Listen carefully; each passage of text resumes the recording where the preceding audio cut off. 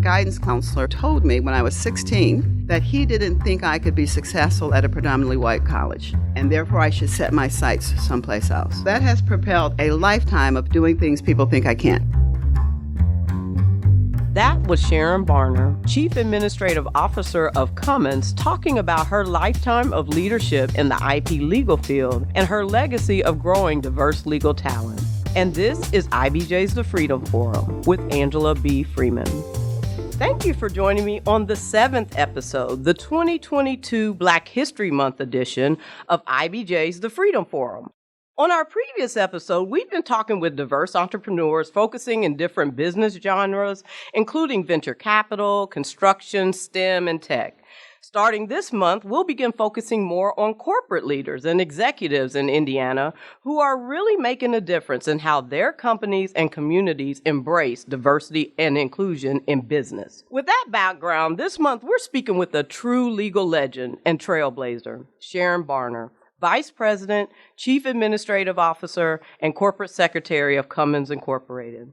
Sharon's had over 30 years of intellectual property or IP experience in the private, public, and governmental sectors, particularly as an IP partner at Foley and Lardner, as well as the U.S. Patent and Trademark Office's Deputy Undersecretary of Commerce during the Obama administration. Before her recent promotion to CAO, Sharon served almost a decade as Cummins General Counsel, where she made significant changes to the legal department. But well beyond her legal expertise, I believe Sharon is nationally known and respected for her clear and unapologetic expectation and accountability that her in-house and outside counsel legal teams are diverse. So it's truly my pleasure to welcome a true Black history maker to the Freedom Forum. Sharon, welcome. Thank you, Angela. You're very welcome, and I'm so excited to have you here today. We're going to start with asking you to tell our listeners just a little bit about you, your educational background. I've told them quite a bit about your professional background, and any other factors that led to you becoming an attorney with a focus in IP or intellectual property. Thank you. Well, first, let me just say thank you for having me. Of course. I am extremely pleased to be your lead off for Black History Month. Yes. And delighted to be here. So, I always consider myself a small-town girl. Grew up in a town in Twinsburg, Ohio, about 20,000. And I always had my sights set on a big city and a big practice, a big career. Didn't really know what that looked like at 15, looking from Twinsburg, Ohio, but that's what I had my sights on, so I always aimed high. Yep. I'll tell you, growing up in my house with 6 women, my mother and 5 sisters, plus my dad, poor man, I always felt, and my mom taught us, there was nothing that her girls couldn't do. Absolutely. So from a very early age, I felt like I was capable of achieving whatever I set my sights on. That's what led me to leave Ohio and go to New York for my college education. And I think it was that opportunity that really broadened my horizons. Yep. I thought I was going to be a doctor, have a biology background, but took a left turn and decided to go to law school. Yeah. And the thing I liked about science was I liked to know how things work. Yeah. I liked the design, the processes, all the things that are related to innovation. And so I felt really fortunate after going to the University of Michigan Law School that I learned about intellectual property.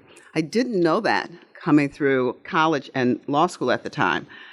But I happened to find out about intellectual property, and it piqued so many things about my passion. Yeah. I had an opportunity to both learn the law in an area of science that I enjoyed. So I felt like I had died and gone to heaven. Right. And best of both worlds. Exactly. Yeah, and I had no idea I was going to have an incredible, sustaining career for nearly 30 years in the intellectual property area. All of those things, I would say, led to me loving and falling in love with intellectual property. Yeah. And to this day, even though I don't do it anymore, I still love it. Yeah. That's so interesting. I don't know that I knew you and I have quite a bit in common. You grew up in Ohio. I don't think I knew that. I claim it. I'm a Kentucky country girl. I claim that every day. I don't know if you claim the Kentucky. I mean, the country part, but I'm a proud country girl. I didn't know that. And certainly your experience with IP and just learning about IP, you learned quite a bit earlier than I did. But it's the same passion, that science and mixing that with the law is the same reason I got into it. So that's fantastic and great to know and learn. Sharon, you've had a esteemed career. I've already talked quite a bit about your career, and you've truly had the opportunity to work in all facets of IP. You led the IP department of a big law firm for years before transitioning into the government as an appointee to the USPTO under the Obama administration, like I mentioned previously. And then with your most recent move to corporate, albeit, I know that was a decade ago, as GC of Cummins and now this Chief Administrative Officer, you've really spanned the gamut. But through all that, you've always been a Black woman, right? Yeah. So from that point of reference, given the diversity of your work experience and your advancement through the ranks in all fields or all respects, can you recall a personal experience that you're willing to share that captures the essence of the inequities that women, and particularly diverse women, often face in legal and business departments across the country every day, whether it's private practice, corporations, or government organizations? Well, that's a lot, Angela. That is a lot. So let me see if I can try. Let me just start with, as an African American, and as you say, I've been that all my life, and I've been a woman all my life, so I'm used to dealing with it. Yep. Right? And what I would say is that as I came through, both in my education and then as I started my profession, it was clear to me, and I don't even know when I started knowing it, that I was going to have to work harder, I was going to have to be better, I was going to have to show up extraordinaire on every occasion. So I bring that sense of accomplishment because I've worked so hard, and I know I'm working harder than others because of the two weights you have on you, that of being a woman and that of being Black. And so that has helped propel my career because I show up ready. Right? I show up extra ready every time. Right. And that surprises people who do not look like me because I've known I had to do that my entire career. Right. And so the way it was brought home to me early on in my education, I had a guidance counselor who told me when I was 16 that he didn't think I could be successful at a predominantly white college, and therefore I should set my sights someplace else. That has propelled a lifetime of doing things people think I can't. I don't know what perception he had, but I knew it didn't match mine, right? And so whenever I am confronted with people who think that I am not capable, and that is almost an everyday thing, that 16-year-old, I can do whatever comes out, right? And so for the last 50 years, that I can do what people think I can't has been the thing that's propelled my career. So that was the very first thing. And it taught me a lesson really early in my life not to let other people determine what my projections and my trajectory is. Absolutely. I think the second thing I would say came to me in part as a woman. When I had my first kid, my first child, the partners that I worked with, and I was a partner at the time when I had my first child, the things that they said to me about now having a child, well, are you still going to work hard? Are you still as committed? All of the things that, why wouldn't you, I'm back at work, think that I'm still committed to my craft? And so that also gave me some insight into the underlying bias that women face sheerly by being a woman. Yeah, absolutely. Right? All of them had kids. Did it make them less committed? So why, because I'm a woman, would it make me less committed to my job? So those two things are the things that stick out as salient. Of course, there are many, many more microaggressions you experience every day, but those two things I think about a lot in my profession. Yeah, no, I appreciate that. And I certainly can empathize with, that vantage point. I've done all that as well. And it's the issues that women face every day, all the time, still having children, and are you coming back? Are you going to do the thing? So that's very interesting. Thanks for sharing that.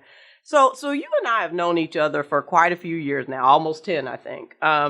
And I've always known you to be a boss, like straight up running stuff. Like that's how I know you. That's how I perceive you to this day. I've known you to exude confidence and courageous leadership in a way that I suspect many people don't often get to witness in a business setting, particularly from a diverse woman. And I certainly had not seen that in my career, particularly in this area of law, which is so not diverse, right? We still stick out as unicorns in our field. However, like so many people, I want to ask you the question that I get on a regular basis, which is from where, and you've spoken to this a bit, but from where and from whom did you get your sense of confidence? You talked about at an early age, at 16 you knew, but at what age, stage, or level in your career did you find that confidence when you feel free enough to actually vocalize, right, your confidence in the corporate business environment in a way that supports and promotes issues in the workplace that you and I care deeply about, like diversity and equity and inclusion in the law, particularly IP law? Well, Angela, if my mom were here, she'd tell you I was born this way. Yeah. I think it's being the middle child of a middle child, right? I don't remember a time when I wasn't confident about the thing I was doing. Yes. I remember when I was about 7 or 8 years old, I decided I wanted to learn how to swim. Yeah. And my mother did not want us to go swimming. I lost a brother who drowned when I was 2, so she wanted us all to stay away from the water. Right. Well, in my head, the best way to not drown is to know how to swim. Amen. Okay. So at 8 years old in 4-H, I decided to take swimming lessons contrary to what she wanted. Right. So I think I've always had this sense of I can do it. Right. And I'm going to do it. And I'm going to do it. Yeah. And I've taken that into every venue that I've been in, and it's grown. And that's not to say I don't have failures, but I look at my failures as a part of building confidence. Yeah. I learn probably more from my failures than my successes. Yeah. I think the other thing is that being overly prepared all the time. Yeah. Because we so frequently have to work twice as hard. Yes. When you show up in a room, and people who are in that room who have not had to do that, you are absolutely confident of what you bring to that room because you see what else is in the room. Absolutely. Okay? So that has been, I think that level of confidence is supported when you go into those rooms. And it turns out you do know stuff. Right. And not only do you know stuff, you know it better than the other people in the room. Right. So that level of showing up ready has been, I think, substantiated over the years. Yes. And that is not to say when you show up, you are smarter than everybody in the room. Right. That's not, to me, the question. Right. The question is, are you doing what you need to do at the highest level in the best way? Yeah. And you will have some failures in that route. So for me, that level of confidence is enhanced by the people around me. Yeah. Right. By the successes you have, by the failures you have and recover from. Right. And, for me, it's almost like breathing. Yeah. Because if I don't show up confident, someone's going to take away my ability to show up and feel like I know how to do what I'm doing. Right. No, I appreciate that. So I think of it in many ways like an athlete does, right? An athlete, especially one who's at the top of their game, is going to practice and make sure they're honing their skill. Right. And I feel that same way about whatever task I undertake. I have to hone that skill so that I can deliver and contribute in a way that I want to. Yeah. So I think that confidence comes from that. Right. And some people along my career has viewed as arrogance. It's not arrogance. Right. It's just showing up prepared and knowing that you're going to be prepared. My husband will often tell the story about this occasion in which I had an opposing counsel who knew I was going on vacation but filed something the Friday before my vacation was to start. Right. And I stayed up for 48 hours to make sure I delivered it before I left for vacation. Yeah. I'm going to get the work done and take my vacation. Okay. Just to show you that I can get it done. Right. So it's that level of drive and then having some of those successes along the way. Yeah. And I think that level of independence and confidence I've had from being the middle child with 5 girls. Yeah. Okay? That's powerful. And you talked about failure and you gave me a great segue. As leaders, we're taught to look at failure, and you talked about this, as an opportunity for growth, right? Correct. And lessons learned.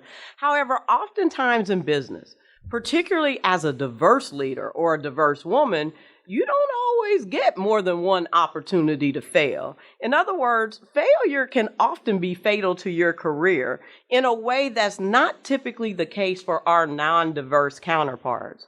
So can you share with us an opportunity where you have failed in business, and what did you learn, and how were you able to recover? You talked about recovery. Were you in a work environment or business culture that allowed you to learn and grow from that experience, or were more drastic measures required? Tell us about failure.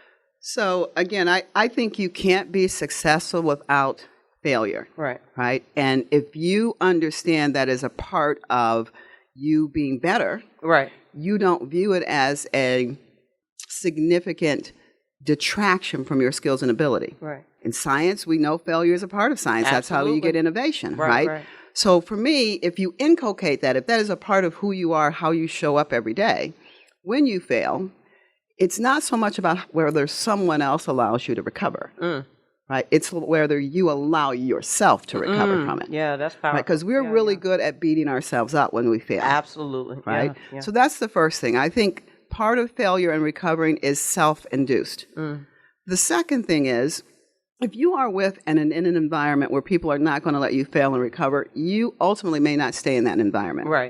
Right? Because we know that everyone's failing sometime and recovering. Right. And we know that as Black professionals, we're not allowed frequently the same ability to fail and recover from it. Right. You wear it around like a scarlet letter. You hear that film played back to you over and over again. Right. I feel very fortunate in my career that I worked with and looked for people who were going to allow me to fail and recover, who were going to give me constructive feedback so I could grow, and who I was going to trust that feedback was coming from a good place that was investing in me.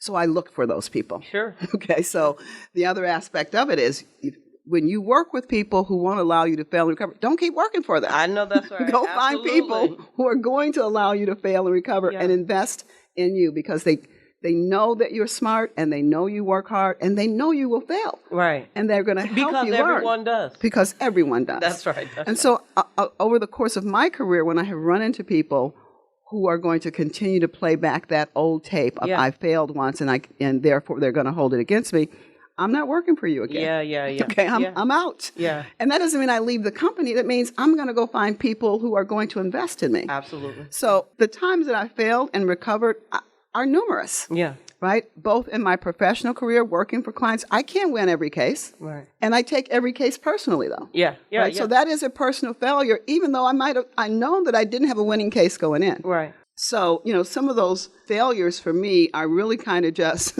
pieces of a puzzle that put together the whole person and the whole professional. It also allows you to let people fail and recover when you are managing them. Yeah. Right? Because remember, that's a two-way street as you get go out along the profession. Absolutely. You, too, have to be willing to let people fail and recover. Yeah. Right? Yeah. One of the things that I remember most was when I first moved to Chicago. I left Cleveland. I started practicing law in Cleveland and then moved to Chicago after a few years. And I worked with a partner who was just a bear. And I knew that. And I didn't actually want to do the work, but, I'm a young associate. I go and work with people who say I work for. Right. So I remember that I had to take 2 weeks off to study for the bar exam in Illinois. And he deemed that a vacation.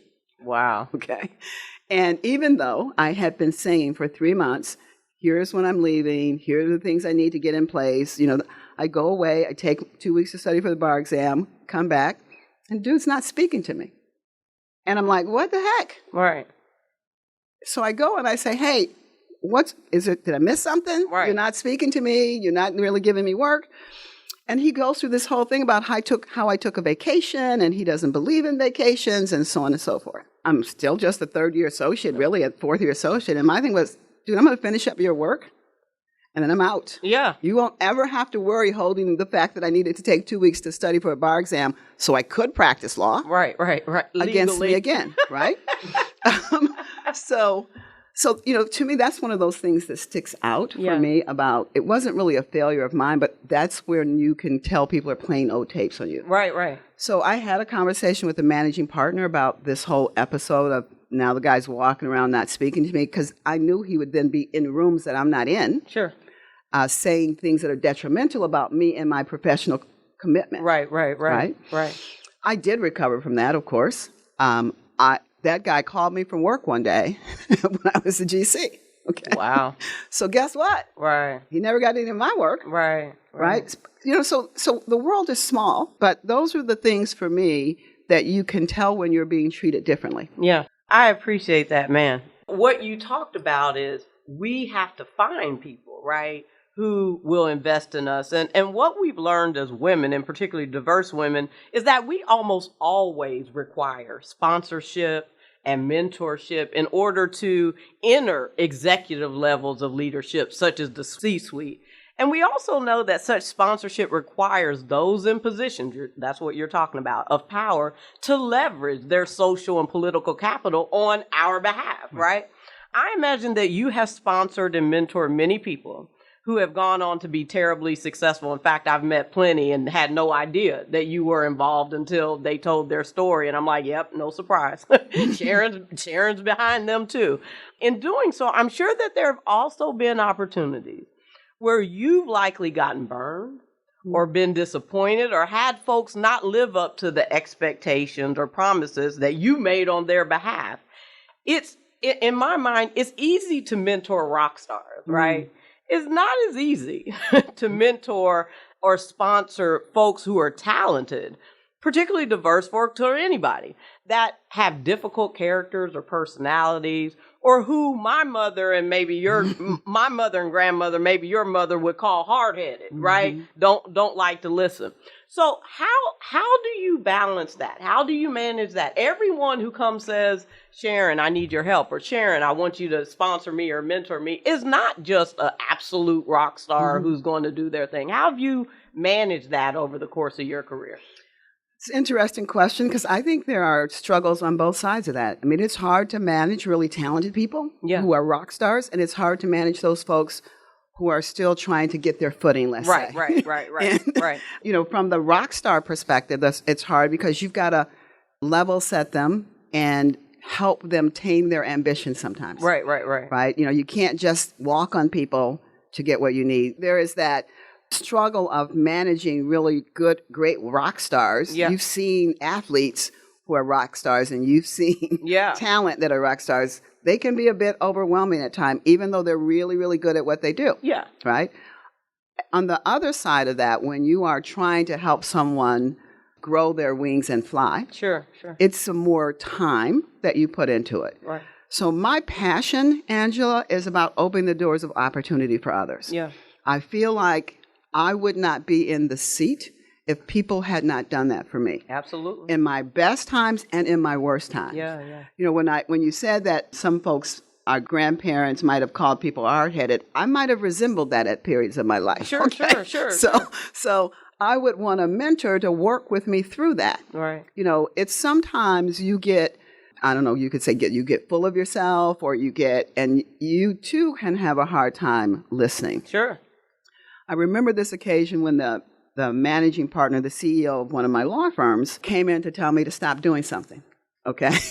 And I felt like I was having this email dispute with a significant partner while I was a partner, and he was just wrong from every view you could think of about how he was approaching me. Right.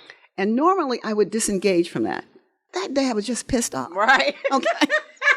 And I'm like, no, I'm not going to be the bigger one. Yes, exactly. Yes. So I'm going to engage with you in this fight.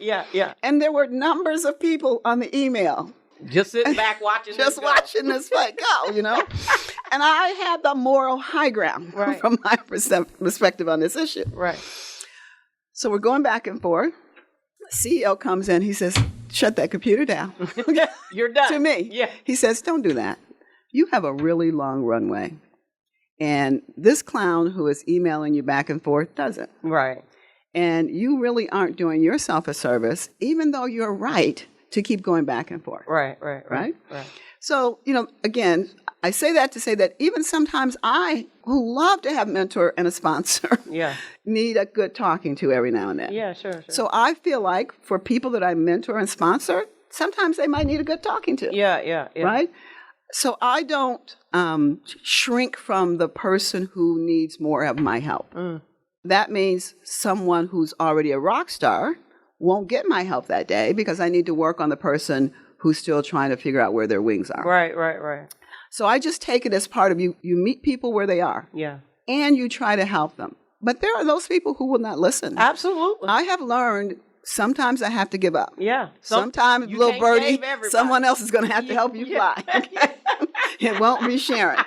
Yeah. But that took me a long time to learn. I felt I could save and do and help everyone. Yeah. But I've learned now that you can try, and I have a period at which I'm going to try this, and I'm going to try that, and I'm going to try for this amount of time. Right. And if I can't actually help, I'm going to direct you to someone else. Right. Most importantly, I'm going to direct you away from me. Right. Okay? Right. So I have learned to give up on occasion. I mean, but that's powerful, though, because when we hear and people talk about mentorship, you never hear people talk about, look, there are some people who just can't be mentored or don't want to listen or whatever. And that's why I asked the question. It is kind of a backwards question from what you, but I want to address that because I now, am more in a management role. And sometimes there are days I struggle with that, so I wanted to get your And Angela, I will tell people frequently when they ask me to be a mentor, because I get these requests all the time. I don't have a lot of time. So if you want me to be your mentor, here are the rules. Right. I'm going to be a good mentor. You have to be a good mentee. Right. Which means you have to listen. Right. And if you disagree, I'd rather you tell me that you disagree with the advice I'm giving, and we can flex. Right. We can be agile. Right. But when I ask you to do something and you don't do it and it comes back on you, right, then I actually don't want to hear you whine about it either. Yeah. Right? I told you so. So I try to be very upfront with my mentees about what it takes to have a good mentor. Right.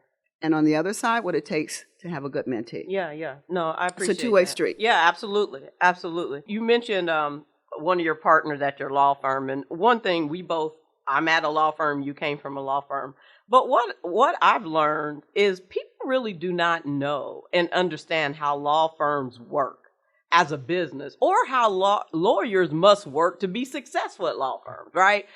You've utilized your career background as an IP leader in private practice to develop a culture in Cummins legal department that actively and unapologetically addresses the inherent lack of diversity in most law firm rosters, particularly in IP department like I've talked about. Can you describe your approach in establishing an inclusive workplace culture where in-house legal counsel or business professionals partner with outside counsel in order to hold them accountable on promoting a pipeline of diverse legal talent within the law firm environment? What I tell my outside lawyers is the best thing you have going for you is I sat in your seat for 20 years. Yeah. Now, I spent 30 years in a law firm, 10 years as an associate, 20 years as a partner. So I know what it's like. Yeah. Right? Not only did I sit in your shoes, I had a successful practice. I had my matter staffed with diverse lawyers at the firm. Yeah. I was able to recruit diverse lawyers at the firm. Yeah. I was able to give them good work at the firm. And I was able to help them make partner. So what you know is what you're asking is not unthinkable. Right? I did it. I did it. Yes. I walked and talked and chewed gum at the same time. Absolutely. I got clients. I did great work. I recruited diverse talent. And brought them up. Yep. And taught them how to be partners. And taught them how to get clients so they could stay partners. Yes, absolutely. So I know it can be done. And my law firm gave me the runway to do it. Yeah. When I interviewed at my last law firm, Foley & Lardner, I asked the managing partner, why should I come? It's 1995.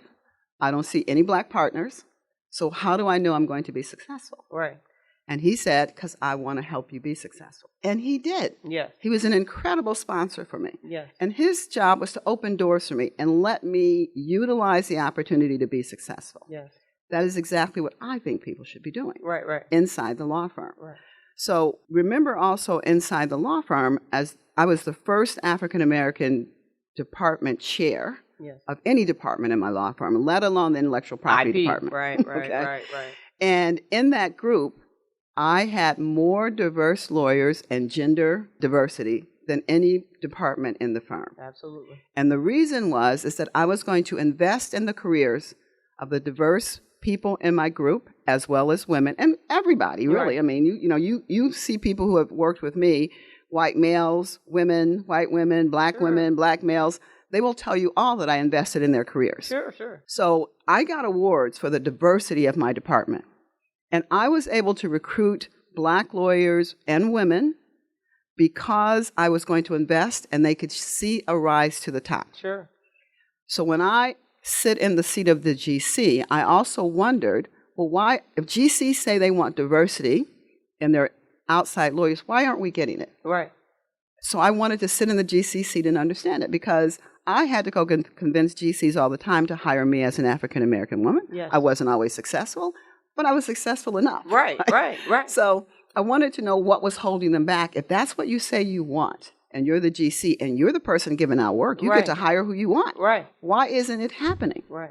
The thing that I found out sitting in this seat, I call it malicious compliance on the law firm's part. Yes. They nod and they say they're going to do it, and they come and tell you they can't find anybody. Oh, but that person's not the best person for your work. Well, why are they working at your firm? Right. If they're not smart and they can't do my work. Right. So there are all of these things that law firms have as historical cultural places. Yes.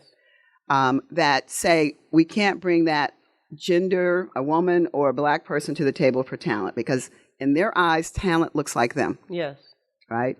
So sitting in the GC seat, what I said was, hey, look, I'm going to meet you where you are. I know it can be done because I sat in your seats and I did it. Yeah. And I know there's no shortage of talented women and talented black people out there who are lawyers who would be thrilled to come work for you. Sure.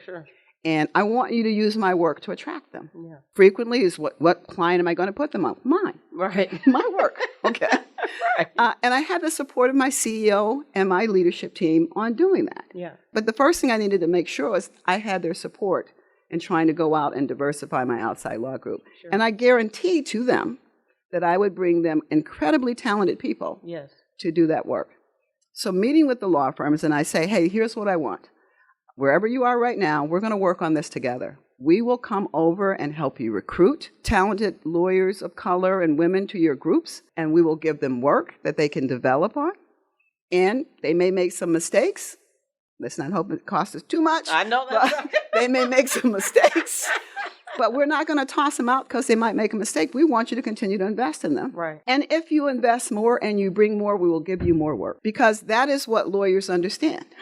Right. So I needed to go and I call it fishing where the fish are. Right. I'm going to hold out the carrot for you. But there is a stick because if you don't make the journey, I am going to move my work. Right. I'm willing to work with you. I'm willing to help you make the journey. But if you can't make the journey and you're not using your political will to make the journey, then I think there are some firms out there who will. Yeah, absolutely. And so I've always been real transparent on that because I do want to work with you. I want you to be the best version of yourself you say you want. Right. You say you want diverse lawyers. You say you want them to stay. You say you want them to become partners. I want to help you do that. Right. And I want to help you by putting my work and my dollars where my passion and values are. Yeah. And that is a value of Cummins, as you know. The malicious compliance part. Again, sit in those seats, see what happens. You bring somebody to the pitch. Yep. Bring a diverse person to the pitch. Never see them again on a piece of work. Absolutely. Right? You come in, you bring a lot of people in to talk to us and meet with us and grow relationships. You never bring the diverse lawyers. My feeling was we knew what to look for. So I don't wait for you to bring them. I say, hey, bring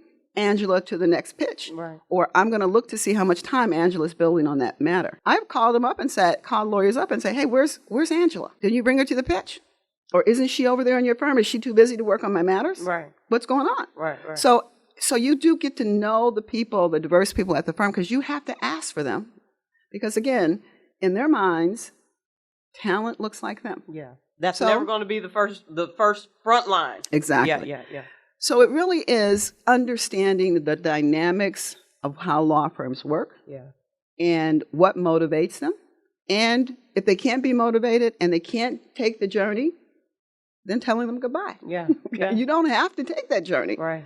You just have to take it if you're going to do my work. Right. The work for my company. So I was willing to do either. And so we do. We spend a lot of time with our outside lawyers, which is why you needed to have a fewer outside law firms in order to invest in them in the same way you would invest in a person. Yeah. And Lord knows, I have witnessed the transparency, the accountability, and that's why you are so powerful. I have not to this day seen anyone be so unapologetically transparent about this is what I'm doing, this is why I'm doing it. And to your point, you can get on the journey or not. It's up to you, right? I've sat on panels and had conversations with in-house attorneys who lack either the knowledge, the motivation, or the capacity to hold outside counsel accountable for increasing their numbers in diverse attorneys. Frankly, as I look at it, the lack of interest in that regard seems to be driven many times by the fact that the in-house counsel's realization that their own internal legal department isn't very diverse at all. So it's kind of hard to hold someone accountable for something you're not doing at home, right? Right. So what role do you believe in-house counsel and or the GC, and you've spoken about the GC, but I'm more talking about the lower level but still very influential in-house attorneys who are working with outside counsel. What role do you think they have in ensuring that their outside law firms have actionable and accountable measures to increase diversity at all levels? And what advice would you offer to in-house counsel with the power to make real and needed change in their respective organizations with regard to diversity, but don't necessarily feel empowered to do that? Yeah. So for me, Angela, doing this work meant that I had to bring my team along. If you do it as one person, when you're gone, that whole commitment is gone. Yeah. So over the entire decade that I've been at Cummins, it's been a learning journey for my team too. Sure. Right? So I've made sure that they understand the value of diversity, why there's a business case for diversity, and also why it's the right thing to do. Right. I didn't do it alone. Right. The work that I've done to diversify our outside counsel and diversify our in-house counsel has been the help of all of the team, but on purpose. Right. I didn't, very intentional bringing them along because I wanted to leave a legacy that they now know how to find diverse lawyers, how to help them be successful, both in-house and at the law firm. Sure. So the thing I would say most about it is we struggle because we have so much stuff on our plates. I think our outside counsel don't understand the amount of work that the in-house lawyers have on their plate. Not just legal work, but all the other reasons why you're in-house, all the other business things you have to be involved in. Yeah. And so we get distracted. And for me, I'm laser focused, so I don't get distracted by the noise in the corner. Right. But many people are distracted by all of the other things on their plate, and that's just one thing. And so if your law firms aren't really trying to make it and they're just being superficial about it, it takes time to see that and make sure you're working with, you're calling them on it. Let me put it that way. Yeah. So that's the first thing. Right. That's the malicious compliance part for me. It's like, we're really busy, and therefore it's hard to keep overseeing stuff that you're supposed to be doing. Right. The second thing about it is how in-house counsel can work on is you look at the staffing of your matters. I can't tell you, even now I have to say, how's that matter being staffed? Right. Visible diversity is easy to find. Right. Give me the pictures of the people on my file. Right. And I hold my in-house counsel accountable for staffing because you can't open a matter in Cummins unless the in-house lawyer signs off on it, on the staffing of the matter as well as the budget. So your job as in-house lawyer is to look at staffing. Now, they should already know how you want it staffed, but I've got to tell you, you do have to watch over it. And you then have to say, hey, you mean to tell me you're doing a $6 million matter for me and you have no diverse people who can work on this matter? Right. That's going to be a lot of lawyers and a lot of time. Sometimes there are specialties where you're not going to find diversity. One place, for example, might be hard is maritime law. Okay. So there are areas where it's hard to find diversity and there are areas where it's not. Right.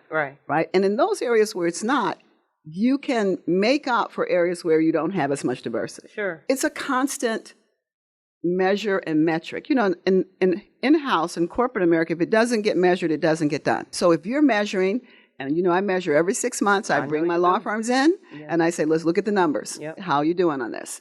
And I expect improvement over the next 6 months. Right. So you got to keep measuring because it doesn't work by just letting it go if you're in-house counsel.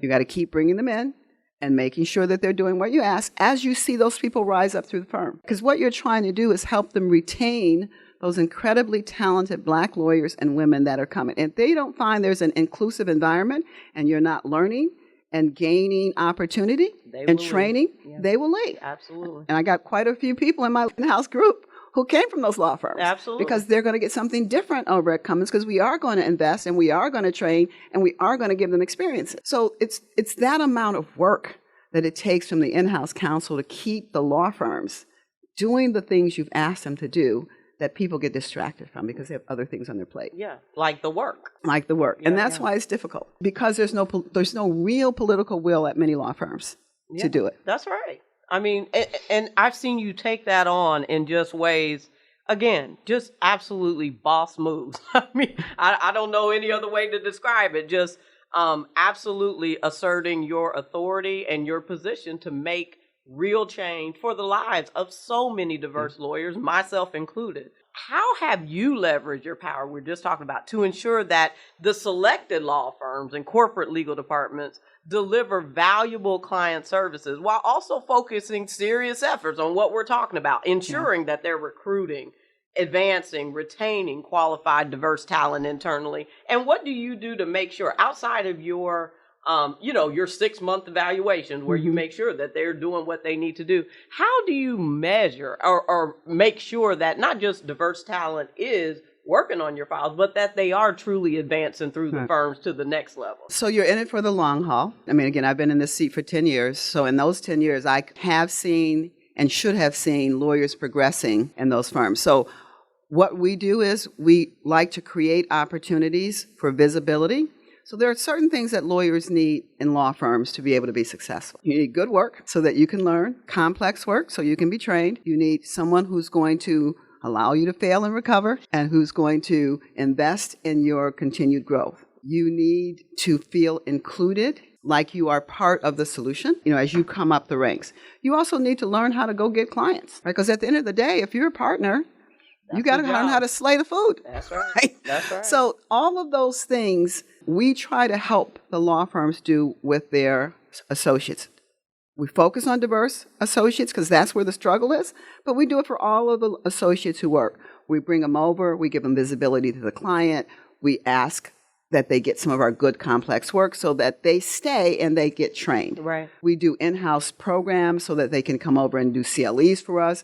We want that visibility. And I meet with every managing partner of every law firm that I work with to tell them this is what I'm looking at. I'm looking to make sure that the diverse lawyers and your female lawyers are getting good complex work from us, that you are investing in them, that they're training, that you're giving them some visibility, including coming to our evaluations every 6 months. Right. We take that time of investing in the law firm just like I would in a mentee. And working with them. And when they fail and falter, we don't hit them with a sledgehammer. We pick them up and we say, okay, now go do this. Right.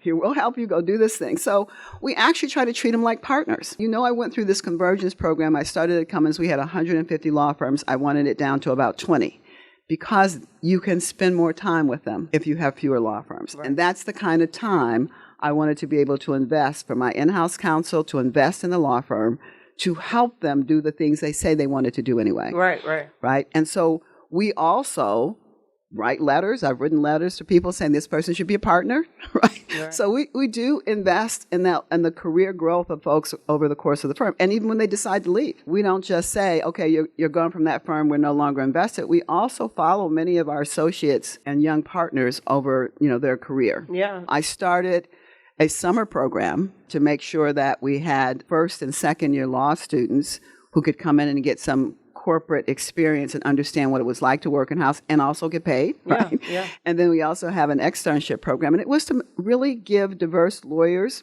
an opportunity to work and get some visibility. And it has helped a lot in getting them their first jobs. Right. Because we don't hire directly from law schools. Right. But we started that program because having been there, I know how important getting a summer job is. Yeah.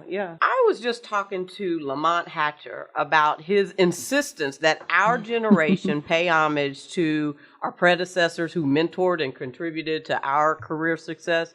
You are one of several diverse legal trailblazers that have unquestionably contributed to my legal career and, any success that I've garnered to date. And the career, as I mentioned, of so many other diverse attorneys. As you begin to think about, and I'm not trying to rush you out, but I'm just saying, as you begin to think about your professional and legal legacy, you talked about legacy earlier. What are some of the things you'd like folks to know about you and your professional passions and the purpose that may not be known or obvious to them now? I kind of have learned to live my purpose especially over the last 20 years. I mean, I was a partner after 10 years of working, and I got to solidify that for 10 years. And then, the next 20 years was about how do I solidify that purpose and passion for getting and giving people opportunity. Yeah. So what I think people should understand is I have been this way since the first day I walked in a law firm. Yeah. Okay. I walked in and there was no one in there that looked like me. There was one other woman and no black people. Right. And that has been very much the environment for many, many decades of my career. Right. Every law firm I've walked into, I've gone with the intention that I'm going to help you hire some black people and some women, and I'm going to help you keep them. And I don't know where I had the wherewithal as a third-year associate or a fourth year to still think that way. Right. That is how I was thinking the day I walked out after I got out of law school. What I would say is it's been a long, long journey for me on this path because I didn't want to accomplish anything just for me. I actually want to see how can I bring some other people along. The thing that I would say is that one of the things I recognize that if you're a partner, how many clients you have and how much book of business you bring in matters. Yeah, absolutely. And it matters not only because you get wealthy, but it matters on your bona fides in the firm and what you can get done. So for me, getting clients and doing that work was really about bringing other people through. When I go out and hire young lawyers, diverse lawyers in the firm, it was about, I've got at least a 10-year investment going on here. Right? I want to bring you in. I want you to, what you first need to do is be the best lawyer you can be. And that's an everyday thing. Right? You need to show up in the room, and I want you to show up knowing that you're probably 2 times as prepared as anybody else in that room. And then you need to know how to do the non-skill-based stuff, the emotional intelligence that we're so often not taught. Right. How do you build trust with the people at the firm? How do you build trust with your clients? There are lots of unwritten rules. About being successful in a corporate environment, whether it's a law firm or a company. So the second thing was helping people to know those things as they come through that can be career stoppers. And then the third is, hey, at the end of the day, if you want to be at this firm and you want to be a partner and you want to stay, you got to be able to get clients.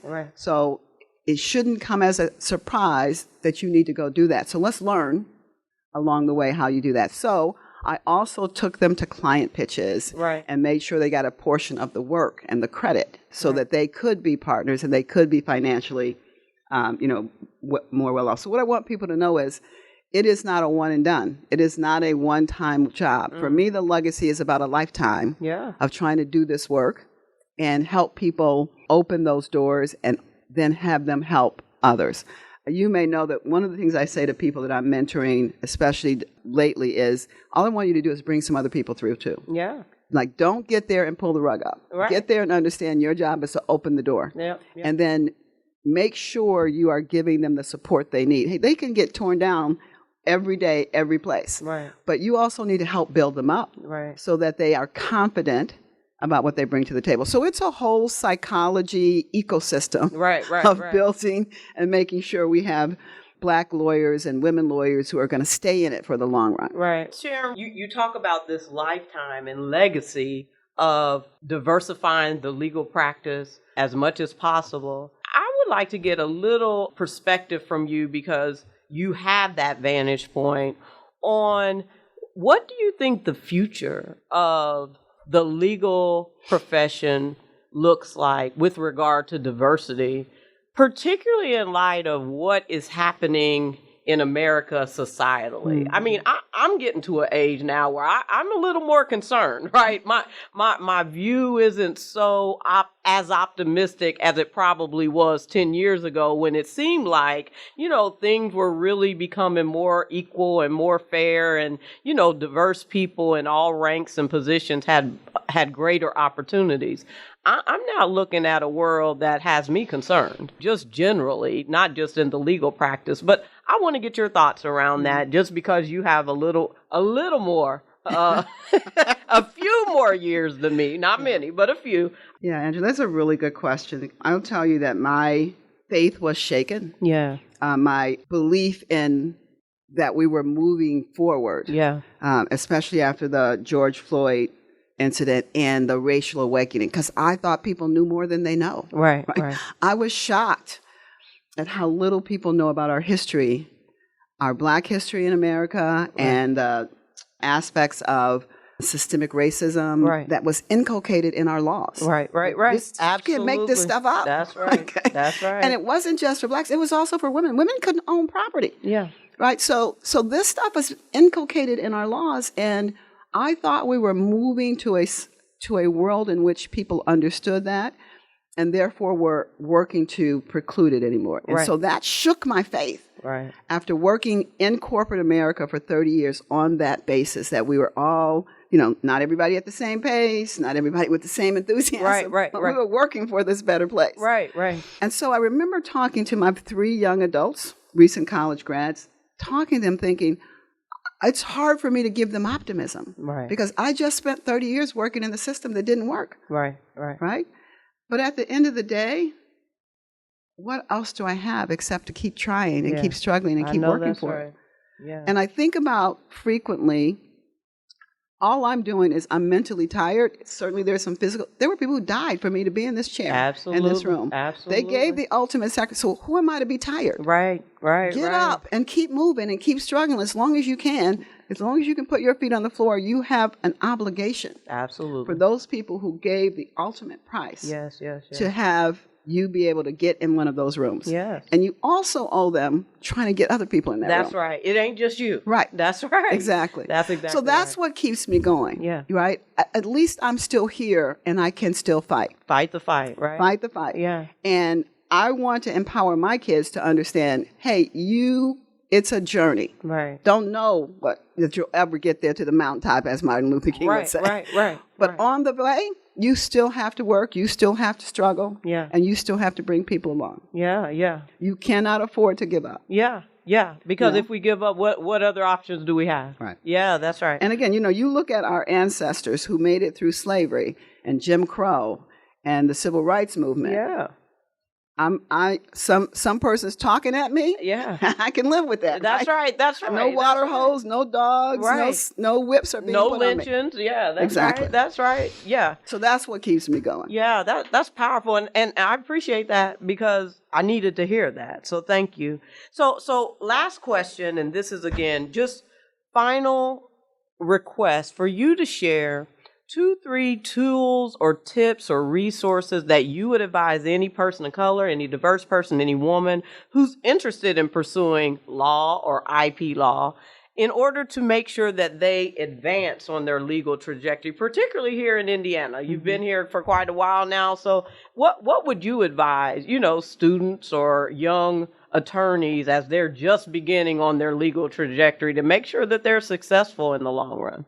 I always start out with skill and capability. That's right. Right. To me, that's the card that gets you in the door. Right. So the first few years, you just got to become the best lawyer you can. Yeah. Right. Wherever you're working, what they need from you are billable hours or legal work. What you need is training. Right. And law school does not teach you how to be a lawyer. Absolutely not. So that's the first thing you need to understand. They teach you how to think like a lawyer. Right. But the actual being a lawyer is an apprenticeship kind of thing. Right. So you need to be out there getting the best work and the best training that you can for the first year. Don't worry about all of that other stuff while you become the best. Because if you're not the best at what you do, those rooms where you walk in and someone is always going to be thinking that you shouldn't be in that room, you're going to start to believe them. Right. So you got to be the best at that skill. So that's number one for me. Right.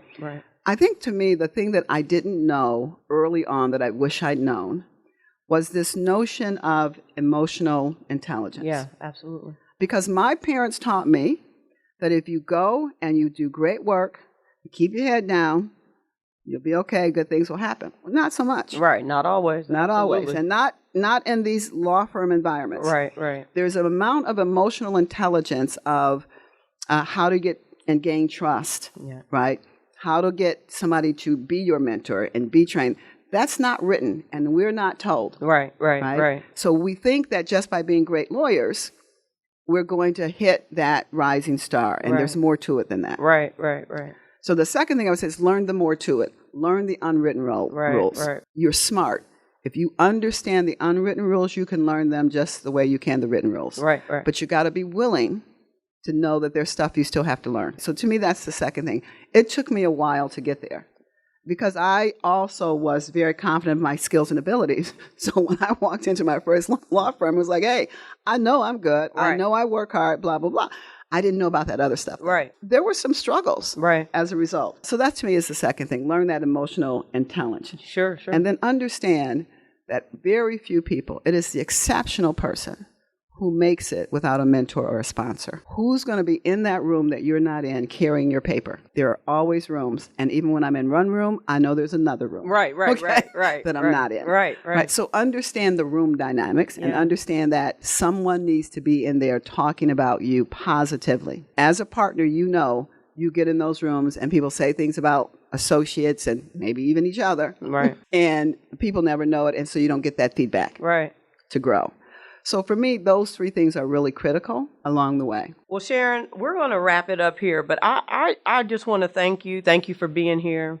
Thank you for sharing your knowledge with our listeners. But more than anything, personally, I thank you for investing in me. I'll get emotional. Lord have mercy. I thank you for that. You saw something in me and raised me up. Snatched me up, maybe. But I appreciate that. I mean, I appreciate you truly living your purpose, right? And making my firm better, making me better, and positioning me to do exactly what you said, which is open the door for the next ones coming down the line. Thank you for that. Thanks for being here today. Thanks to you for joining us on this Black History Month episode of IBJ's The Freedom Forum with Angela B. Freeman.